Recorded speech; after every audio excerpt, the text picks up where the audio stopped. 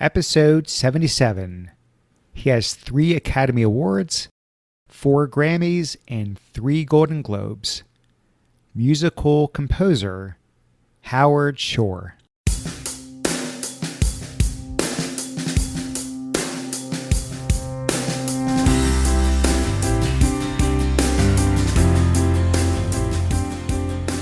Welcome to The Art of Excellence, a show about people doing extraordinary things in their lives.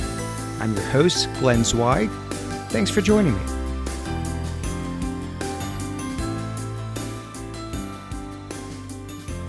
My guest today is Howard Shore.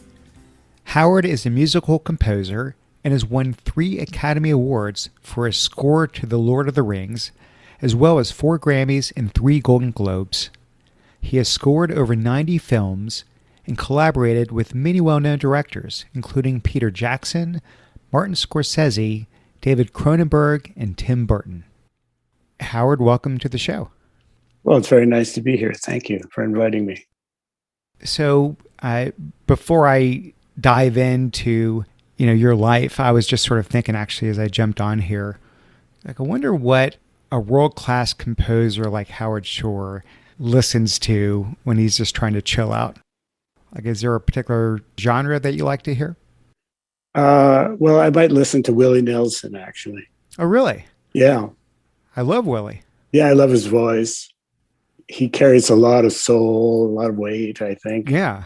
And so for a chill out, nothing's better than Willie Nelson. And he sounds the same, like he's sort of carried that same voice for decades. It's pretty amazing. So I think when you were growing up, Howard, you played a whole bunch of different instruments. Was there any particular one that sort of stuck with you? Going back to the early 50s in Canada, I was a grade school student, and the Canadian government did a test of all the grade school students for music ability. And I scored high on the test, and they offered you an instrument. And I like jazz, and so I thought the clarinet was a key instrument in jazz at that time with the swing era. And so I opted for the clarinet. And the teacher that I had fortuitously was Morris Weinswag. He was John Weinswag's brother. John Weinswag was, at the time, probably the most famous Canadian classical composer. So Morris taught his young student the clarinet and also harmony and counterpoint. So he had me writing with a pencil each week doing these counterpoint exercises. And that really started me in composition. Did you just love playing music, or was this more about, you're Jewish, right, Howard? Yes, my family is Jewish, and my dad sang, and he was an MC. My mother played piano. They had a pretty good jazz and Broadway show record collection. Mm-hmm. And I had older brothers who liked rock and roll. So I grew up in the 50s. There was a lot of music happening in the 50s. So you just loved it. This wasn't like stereotypical Jewish parents. Yeah, I mean, I'm Jewish myself, so I can say this, just sort of shoving an instrument down your throat. You actually took to it and really enjoyed it.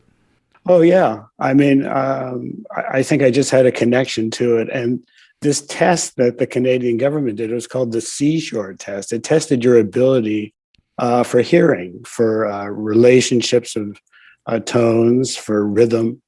And so I obviously had some aptitude towards it. And I just applied it to whatever I could really get my hands on. I mean, the clarinet was just the beginning. And then I studied all the other woodwinds, like saxophones and flute.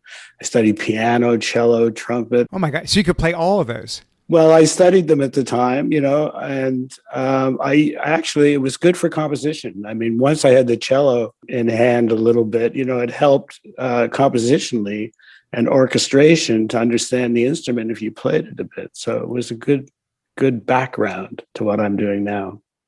So at what point, I guess, did you decide that you wanted to pursue music as a career? Like, was that a childhood aspiration of yours? No, actually, academically, didn't seem that interested in a lot of anything else but music. And so my older brother, Michael, he kind of guided me towards Berklee School of Music in Boston because he had a friend of his who had gone there and recommended it. And so that set me on a course of study.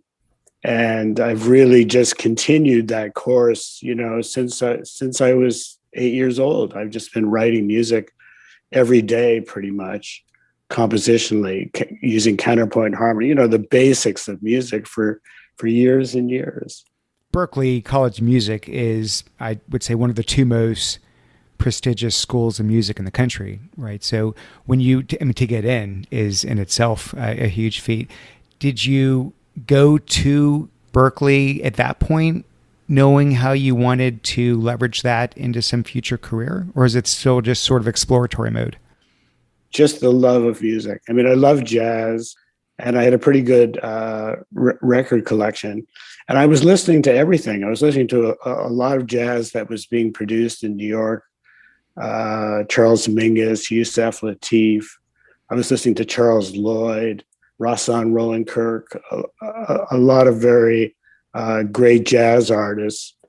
I loved Ellington, and I didn't understand how that music was created. And I thought Berklee would kind of give me the keys to the knowledge, which it did. It showed me where the scores were. It opened the world of music to me, not just from hearing it, but from actually seeing it, as a visual language. The scores was what I was after. I wanted to study the music from the inside to learn how it was created. Well, you graduated, and I think you were in this jazz band called Lighthouse. You opened at one point for Jimi Hendrix. You toured with the Grateful Dead and Jefferson Airplane, and Elton John, I think, opened for you at one point in time. Is all this true? That's all quite true and accurate. Those were the years 69 into 72. I was on the road for 4 years. I did, I think, about 1,000 one-night gigs in that period with the band Lighthouse.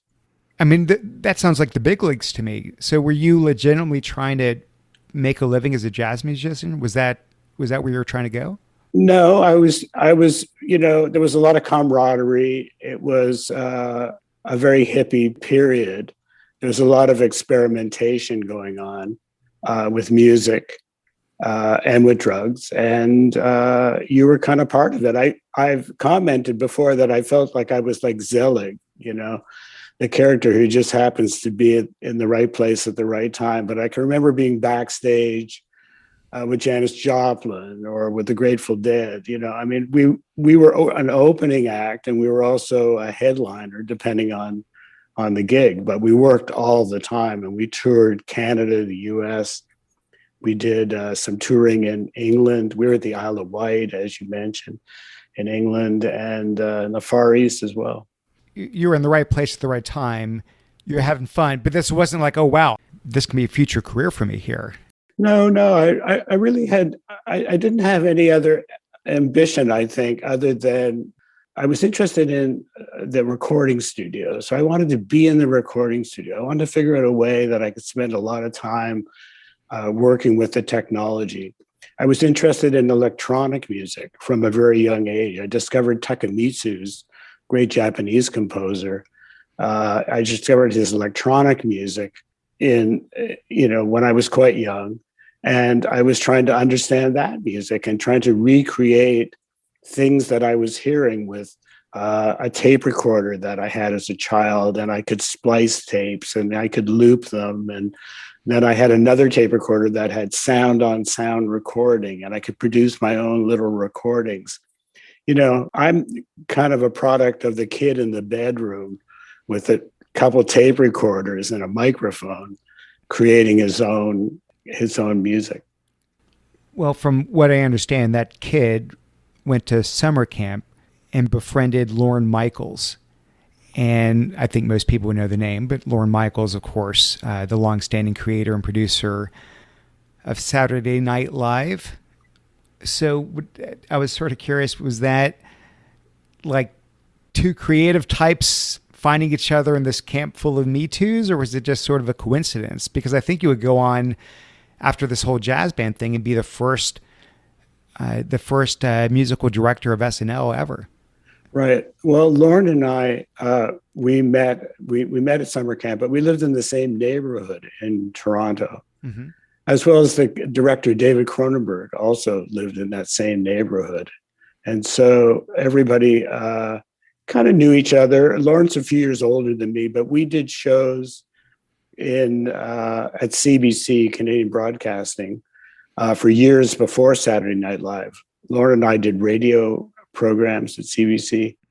We also did television variety specials and things like that. And then Lauren went to LA for years and worked with Lily Tomlin and Flip Wilson and other comedians. And I was on the road touring. We met back up in LA, and then we went to New York, and a few people joined us, and we started a show called Saturday Night Live. Wait, was it a pretty cool gig? Like, I assume you got to meet all these famous people and everything. Well, we were trying to put on a television program, once a week. We would do a show on Saturday, and then we'd kind of have Sunday to recuperate. And then Monday we'd show up and go, well, what are we going to do this week? And we'd sit in a room and try to figure out a show. And so it was a pretty free flowing period of ideas and creative people like Michael O'Donoghue and Ann Beats, who we just lost, sadly. Tom Schiller was a good friend and who was very creative. It was a really wonderfully creative, exciting time. NBC pretty much left us alone. We were a bunch of kids up on the 17th floor, and they didn't pay much attention to us. And we put the show on once a week. So how does one go from directing the music at SNL to scoring movies? How did that happen? Well, television runs on a pretty tight schedule starting in the fall and goes into the spring. And the summer is always hiatus in television world. But in the film world, the summer is the most creative period of it because all the great movies are coming out in the fall. So if I would do Saturday Night Live up until May, and then June, July, August, September, I'd work on films. But I was only doing one film at a time. I think each summer I did a film called The Brood, which was an early Cronenberg film. Another summer I did Scanners. And then the next one I did Videodrome. Those were three early Cronenberg films. So I was experimenting and doing this work during this summer period. When you first got into this, I mean, you never had scored, for movies before. So how the heck do you know what you're doing?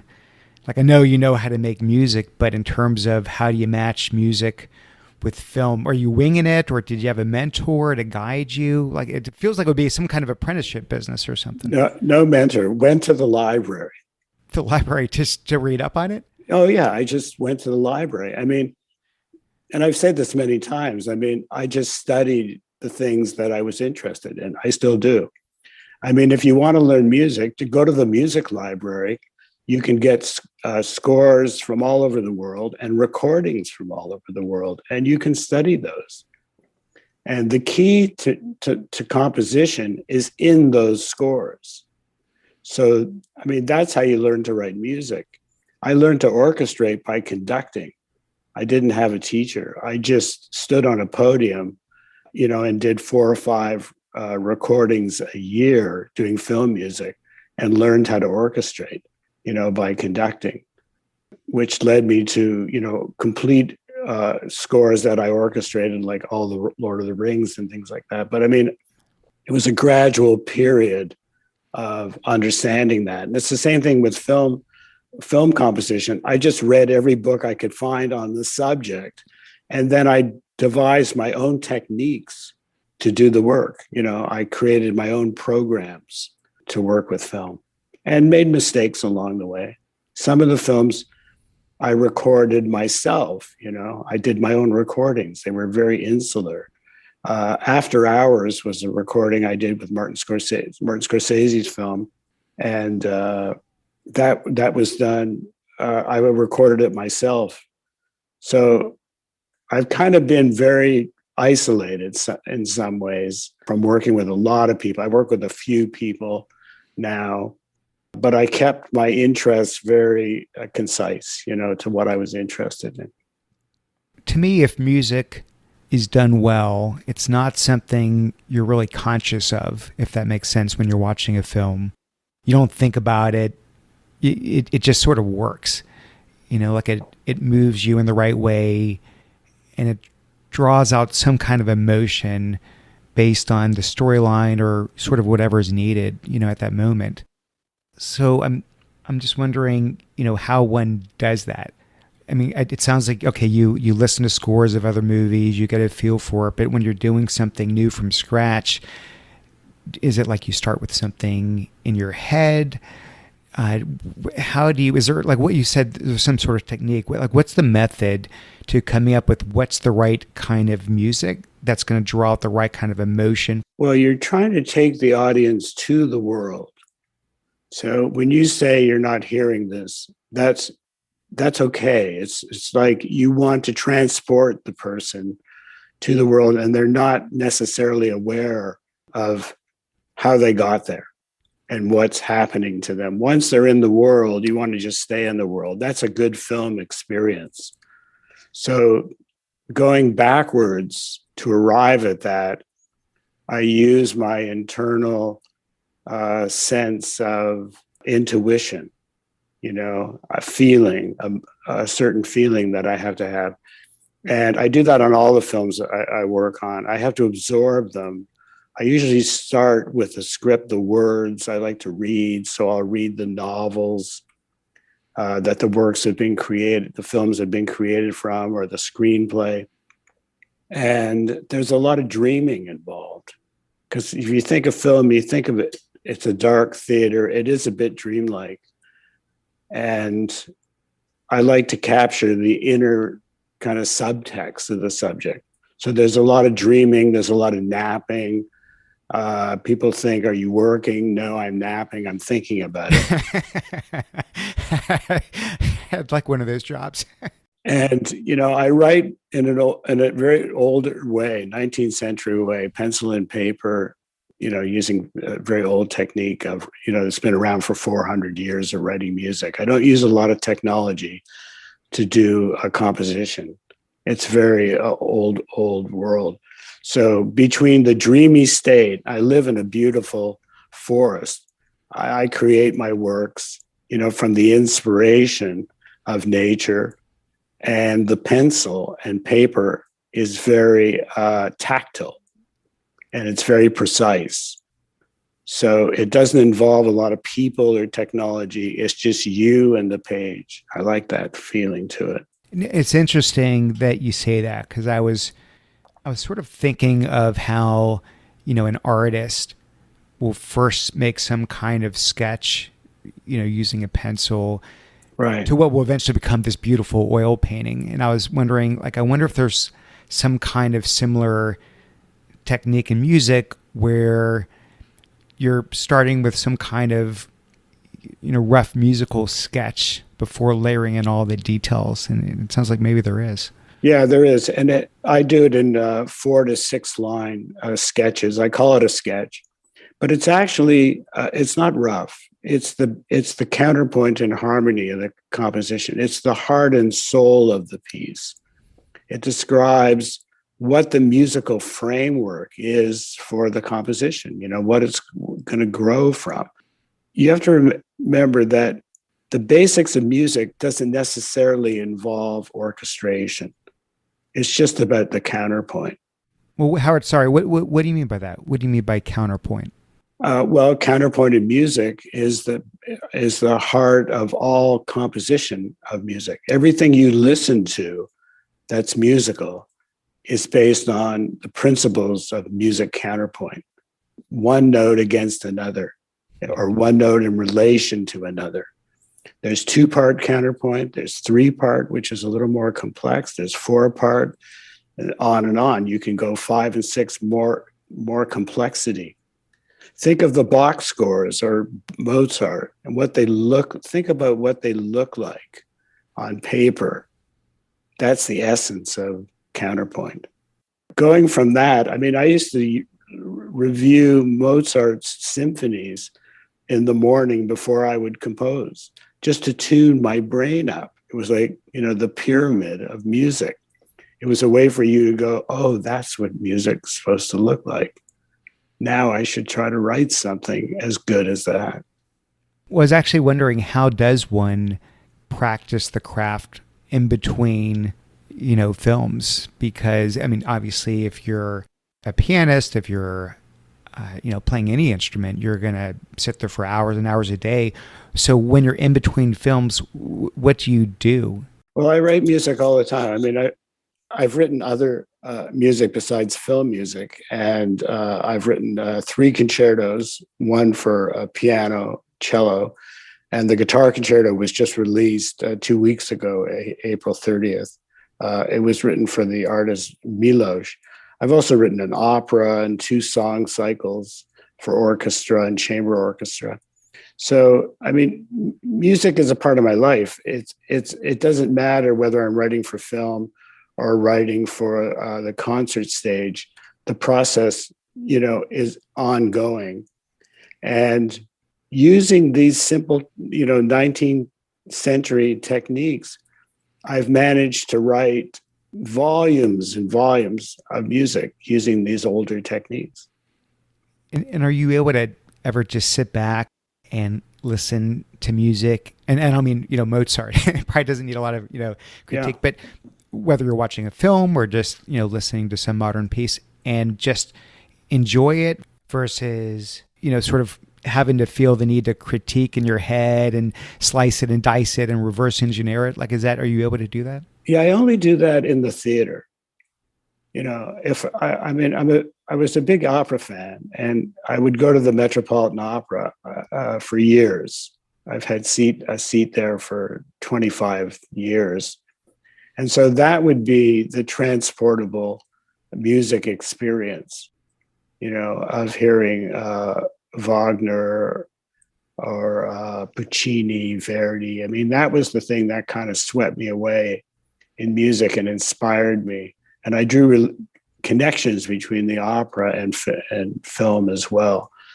The theater was the way that I got to enjoy music, less from recording than just the idea of going to Carnegie Hall and hearing the Vienna Phil or Berlin Phil.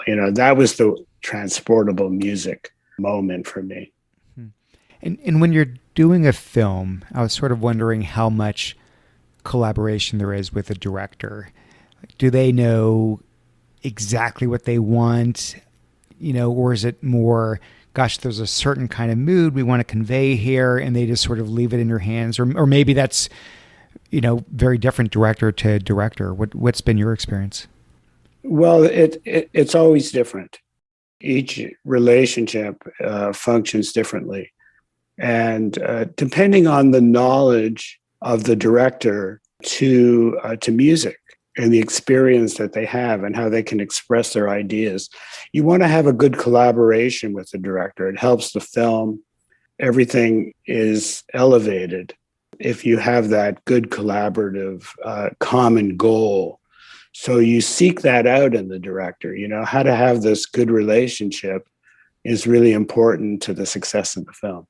So you look for ways to collaborate, to communicate.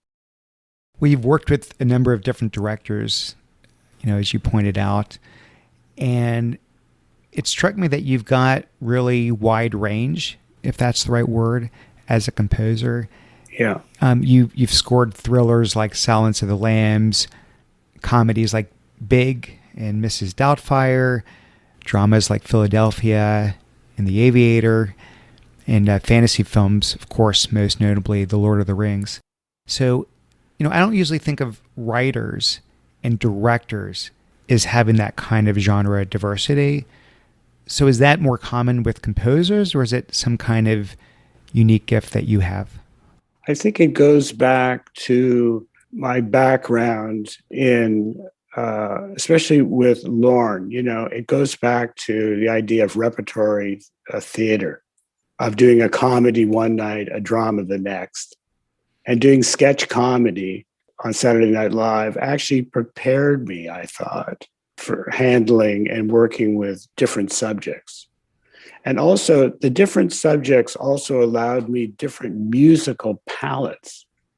So the type of musical world that I could enter with a book like Silence of the Lambs is very different than the world you're going to enter musically with a subject like Mrs. Doubtfire. I mean, they're both great subjects, but the musical approach is quite different. So I like that idea of the repertory theater of Silence of the Lambs one night, Seven the next, Mrs. Doubtfire, Big, just trying different things was just enjoyable musically to me. So do you like start with reading through the screenplay and getting the gist of it, and then because to me it feels like music is there to tell some kind of story, like a story that you can't necessarily tell using images or dialogue. And so do you sort of understand the story that's meant to convey, and then how is that going to be depicted using music? Well, film music is really about point of view. So if you take a subject like Silence of the Lambs, one director may have pointed you towards the lector character, the bigger person on screen. But most of those genre films like Silence of the Lambs would have focused on Lecter. But Jonathan Demme, interestingly enough, pointed me toward the director of the film, great director who we've lost. But he pointed me towards the Clarice Starling character, which was really an amazing idea. And it was different than how you approach thrillers of that nature at the time. And I really think that pivot that he did with me and Clarice really brought out the humanity in the character. It softened the world of the film.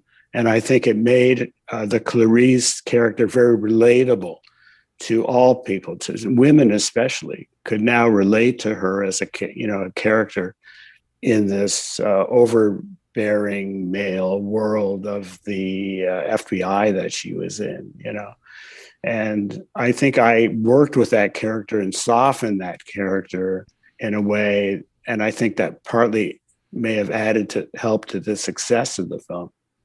So that's a good collaboration. That's really what you're looking for. Martin Scorsese is a brilliant director who has vast musical knowledge. And so he might allow me to create things just from what he's presenting to me, the imagery, and then he'll tune me up, and move me in a way that might show me another path into a certain part of the story. And Cronenberg the same. Cronenberg really lets you achieve everything that you want to achieve on your own, and then kind of adjust you a little bit. He treats the composer the way he would treat a great actor like Jeremy Irons, and gives you the way to create the film on your own. Well, the big breakout success for you that earned you 3 Oscars, a number of Grammys and Golden Globes, came from scoring the trilogy of The Lord of the Rings. And it ranks right up there, I'd say, as one of the best film scores ever. I was curious how you approached that one in particular, just given how well it did. Was there like a lot of research and contemplation before you even sat down and wrote the first chord? Well, there was, in a sense, that you had this great novel of the 20th century that had been read by millions of people and translated into 40 languages all over the world. So you felt this responsibility to create something that was going to be classic. And you had the support of the director and the producer. Everybody was carrying the book Lord of the Rings around with them and studying it. And what you were trying to do is take Tolkien's work and put it on the screen as truthfully and honestly as possible, with as much heart as you could give it. So it was a massive kind of undertaking, But I kind of approached it the way I approach a lot of things. I mean, you can only write one bar of music at a time. That's why I like the pen, because it doesn't obscure the fact that it's really just a note by note process writing music. So it was a long journey to write that piece. So it took almost 4 years, 3 years and 9 months. That's what I read. Yeah. So Howard, when you've got like this 4-year project, and like you said, it's sort of, note by note, are you very methodical in your process? Like, each day, each week, here's what I need to get done, and here's sure, 50 bars each morning. Yeah, you break it down. And is there such thing as, like, I know there's like writer's block. Is there ever composer's block? No, there's not. No, you never just sort of get to the office and you're just sort of stuck. No, you don't analyze. You just create. You don't go back and analyze, and you don't pick it apart. Just go forward, forward, and then you can revise. You go, oh, that's a good idea. I wrote these 20 bars. 4 of them are good, but still I wrote the 20 bars. I didn't sit there with the 4 bars and go, what am I going to do for the other 16? So I always go forward, a bit shark-like in that sense. So the pages just pile up, and I do revisions, and eventually I come to an understanding of what I really wanted. That's interesting. So there's never a point where just the creative juices stop flowing and you just don't know the next note. You just sort of put a lot there, and you may end up, scrapping 80 or 90% of it to end up with what you want at the end. Well, you have relationships with music. You develop a kind of an atmosphere around it. And when you're creating it, you're in a certain environment, a space. It's not like going to the office. You're actually creating the music all the time. Whether the pen is on the page is the true art of the composition, because I only think you're actually writing music when the pen is on the page. That's it. But you're thinking about it all the time, which is part of the creative process. You're thinking about it all day and night, dreaming, whatever. Whatever you're working on, it's going on all the time. The tactile impression of the pen is just the result of all that inspiration of thinking about the work. Well, you've scored, I think, like 90 films over the years. Why do you think, Howard, looking back, that this one, Lord of the Rings, was such a breakout success? A success, not so much just the film, but for you, musically, like, why has it stood the test of time? Great filmmaking, number one. Number two, great story, a great novel. And number three, for me, was my relationship to Tolkien's work, because Lord of the Rings is essentially a battle for the preservation of nature, everything green and good. And I think Tolkien's love of nature was something that I related to very strongly. And I think that was my connection to Tolkien, was through nature and the love of nature. And I think that's gave me the inspiration, really, to create that piece. If you were to estimate of the 90 films, Howard, roughly speaking, how many do you think you had already done by the time you were working on Lord of the Rings? Well, I wrote Lord of the Rings when I was in my mid-50s. I started in 2000 and finished in 2004. And I was writing film music in the 70s, the late 70s. So I would say it was over 20 years. Okay. But the interesting thing, I just mentioned that the orchestra, I wrote it, somewhere in my studies about composers, I read the idea of don't write generically, write for the artist. If you're going to write an opera, just don't write soprano. Know who the soprano is or the tenor. And I feel it was the same with the orchestra, because they always seem very anonymous. Like when you go to the movie theater and hear Lord of the Rings, Do you know that that's the London Philharmonic Orchestra, one of the great orchestras in the world? So Lord of the Rings was written and orchestrated for the London Philharmonic, which was an orchestra that I worked with and recorded with in London for maybe 10 or 15 years before Lord of the Rings. And I probably did maybe 20 or 25 films with that orchestra. So I knew them intimately. I knew how to orchestrate for them. I knew all the different colors that they could produce because I was writing for them over that 15-year period and experimenting and trying many different things. So the point I guess I'm trying to make is when I finally wrote it, Lord of the Rings, I wrote it for the London Philharmonic. And that's part of the beauty of the recording. Film music is a recorded art. I'm talking a lot about paper and pen, but what you're really after is the recording. That's what lives from it. And so the orchestra performance was the most important thing. So here's a hypothetical, and this sort of ties in actually, which is, had you tried to score that movie, but it were, let's say, 15 years earlier, you were earlier in your career, you were less formed, if you will, Right. as a composer, do you think you could have done that? No. I guess I'm sort of wondering, like, how have you grown as a composer? What did you learn over the years that you would approach something of that magnitude differently, 20, 30 years into your career than you would have earlier on? Yeah, I couldn't have written that earlier. I've always said it was very fortuitous because it landed on my desk when I was about 55.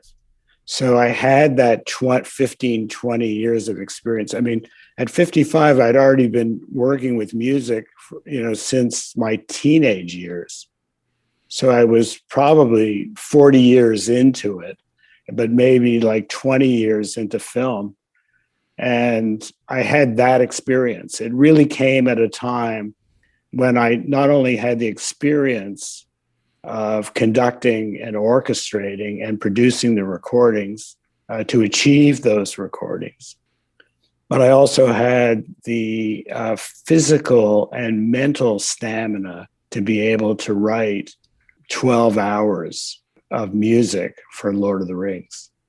So you needed to physically and mentally be in shape to be able to do that. That's interesting. What do you mean about the mental fortitude? Well, composition is a solitary process. So you need to be mentally capable of being able to work day by day, on your own and be able to create that work day after day.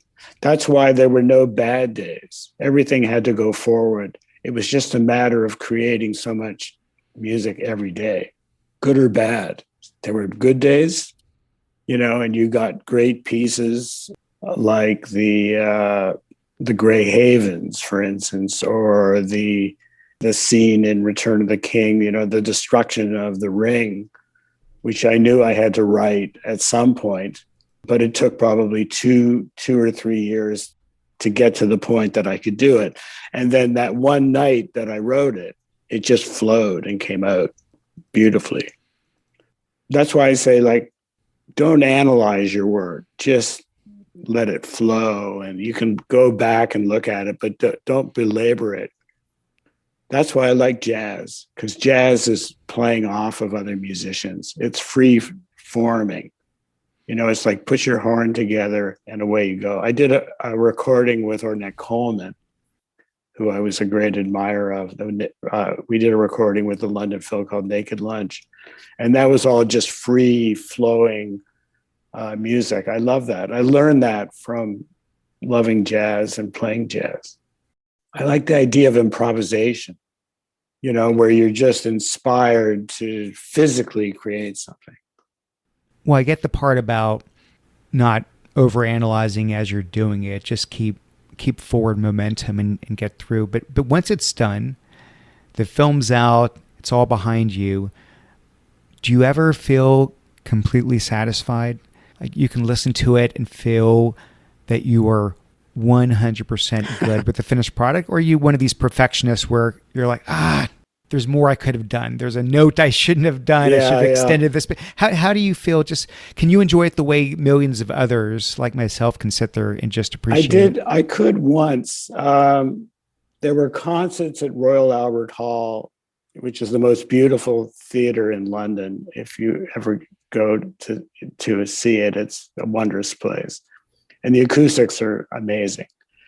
And there was a concert in London of the trilogy, all 3 nights, 3 films. And it was the music played to the film. And I sat at Royal Albert Hall, and it was all the original recording artists, the London Phil, the London Voices, the Boys Choir, all the soloists from the recording. And they played the work over 3 nights to the film. And I sat there and I thought, oh, this is, the culmination. That's why I was saying earlier, I can really enjoy the music the most in the theater, in a live setting. So I don't think listening to the recordings, I'm always critical, or watching the film, I'll always be critical. But in a live setting, it's pure heaven, especially with great artists. You're just sitting in the theater, just loving it, It's so great. When you've got all of these awards, the 3 Academy Awards, the 3 Golden Globes, the 4 Grammys, I mean, it's super impressive to me. Do you look at those awards as validation, or are you much more, I guess, intrinsically motivated? Like as long as you're happy with the end product, all of that doesn't really matter. Well, I'm very grateful for them, and they were great nights going to the Oscars and going to the Grammys, Golden Globes. I mean, Elizabeth and I, my wife Elizabeth, we have fond memories of the nights. We're still laugh about certain things that happened, during those evenings. So on one level, it was a lot of fun just to receive those awards and be part of that. But I also felt that because I still have that, kid in the room mentality, the kid by himself with his tape recorders, a lot of the work I was doing wasn't really recognized for years. And I was, kind of older at the time. I was in my late 50s and receiving those awards. So it was very gratifying, but it was really like a culmination of everything I'd been doing for years and years. It wasn't just Lord of the Rings. It was like the whole package, really. People were just aware of my work in a way that they never really were before. So it was very gratifying to do that, to get to that level and to receive that kind of recognition from your peers. So the awards aside, how do you personally judge the success of your work? Right? I mean, you have no control over the box office, obviously. You can't judge it based on how a movie does. So how do you sort of decide that, this is good? I don't really try to judge it, I think. I mean, if I'm listening to it, I'll think, if I have to start to break things down, I'll think that there might be a few good bars here and there, but I don't spend a lot of time analyzing it. I don't really go back and listen to a lot of recordings that I've done unless, they twist my arm a bit and I have to review something, or, like something's coming out on vinyl and I have to check the pressing. I do it, but I do it in a more clinical way. And because I'm writing every day, even now, I'm a little older now, but I mean, I'm still writing every day, and I have so many projects, on my desk all the time that I don't really have time to reflect. I just go forward. And when you've got all these projects, and I'm guessing a lot more projects that you can't take on because you can only do so many things in a day, how do you decide which projects to take on? How do you decide what's the right one to invest your time for the next, whatever it is, year plus? I think it has to do with the people. You want to have good collaboration. I mean, there's some directors that I've worked with, for years, like Cronenberg is doing a new film, and he talked to me about it. And of course you want to do that because you're old friends and you want to be part of his new project. So a lot of it's personal relationships. Some of the commissions that I'm doing are just interesting to me. They allow me to create new works that I wouldn't be able to do. And they push me a little bit because left to my own, I might be going off on tangents. But, sometimes the commissions are really good because they, like writing the concertos, each one takes a year. So I have to plan a disciplined year, to write them. And maybe it's good that I accept them and plan my life around, a new work. It kind of keeps me honest in a way. Well, you mentioned earlier how with Lord of the Rings, part of the success was that you were really in touch with nature, and this was a very important element, in the film. So you don't have to mention specific directors, but has anyone ever approached you and the person, you respect them, but you just were like, I'm not feeling it. Like, I don't feel inspired by this. And so you turned it down? Sure. It does happen, yes. And I have to decline. Quite often schedule becomes an issue. And I try not to, in the 90s, I was doing overlapping schedules. And I would be doing 4 or 5 films a year, and they would overlap and it'd be difficult, So at this point in my life, I'm not really interested in doing that. I like to work on one project at a time. So sometimes it's scheduling. I have to only accept certain things that I know that I can do in a certain time frame. Well, from the outside looking in, it feels like you've done just about everything and accomplished just about everything one can do in your field. Is there anything left that you haven't done that you'd like to do? Whether it's working with a certain director or composing a certain type of piece, is there something that you haven't had a chance to do that's really important to you? I don't think in music, because I've tried everything in music, I think, every facet of it, from radio and television into films and concert stage, Broadway shows. We've tried so many different types of productions, but still, I can still approach music in a very comfortable. I have such a good relationship, I feel, with the art of composition now and recording, that I feel I'm still trying to achieve a certain type of recording that I haven't been able to achieve yet. And so that drives me forward. There isn't much that I feel like I missed out on or that I still wanted to do. There's still great artists I'd love to work with, and I've been grateful for the ones that I have the chance to have worked with. Well, what if Lauren Michaels calls you when we get off this podcast and says, hey, Howard, we just lost our musical director. could you come back and do another few years here? Well, I did do that in 85. Oh, you did? Well, we all left the show, and we did the first season, 75 to 80, and then we all left. And then Lauren came back in 85 to kind of revitalize the show. And I came back for a year just to help him restructure it. And we built the band again, and we created a new show really out of the ashes of the old one.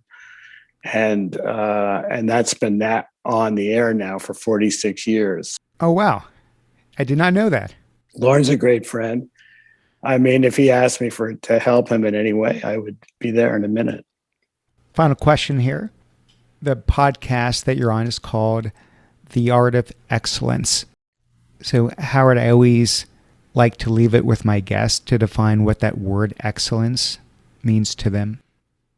I guess it means, in my case, I think it's just respecting the art of the world that you're working in.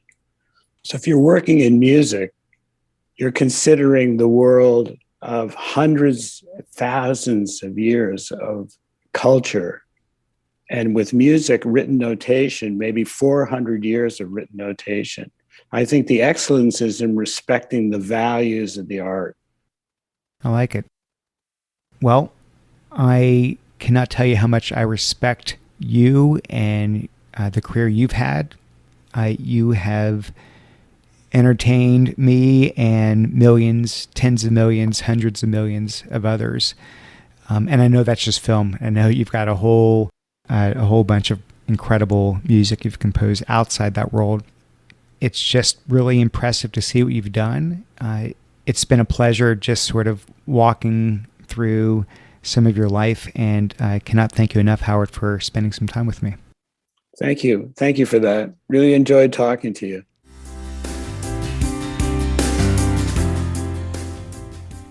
Hey, thanks for listening. Okay, don't go yet, please. 2 favors. I ask simply 2 favors. One, if you could please download the iTunes app. You could do it on your phone. You can do it on the computer. Take 60 seconds and leave a review. It means a lot. 2, you can find my episodes on several social media sites, Facebook, LinkedIn, Twitter. Find the one that you like the most. Find the one where you tend to have a lot of friends and followers. And if you could please either share it in the case of Facebook and LinkedIn, or retweet it on Twitter, that would mean the world to me. So those are the 2 asks I have. I love putting together this podcast. I hope you enjoy listening to it. Thank you so much, and I will see you again next time. Bye-bye.